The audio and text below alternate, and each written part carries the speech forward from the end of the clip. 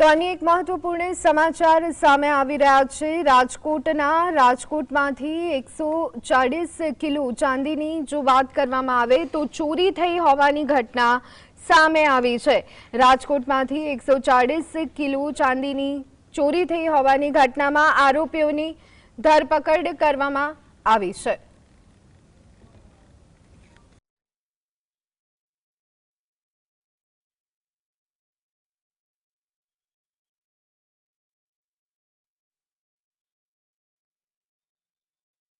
ચોરી કરવા માટે 4 માણસો સ્થળ ઉપર આવ્યા હતા, 5 માણસો સ્થળ ઉપર આવ્યા હતા અને આ 5 માણસોનો જે બેકઅપ પ્રોવાઈડ કરવાયો હતો એમને ગાડીનો અને ઠેકાણો અને રાત્રે રોકાણની જગ્યા એ રાજુ ભોજક નામના માણસ દ્વારા કરવામાં આવ્યો હતો અને એના પછી અમદાવાદ ક્રાઇમ બ્રાન્ચ દ્વારા પણ 2 રિસીવર્સ પકડવામાં આવ્યા છે અને એના પાસેથી પણ 40 કિલો ચાંદી બરામદ કરવામાં આવેલ છે, જેનું નામ માંગુસિંહ અને પ્રદીપ પ્રજાપતિ છે।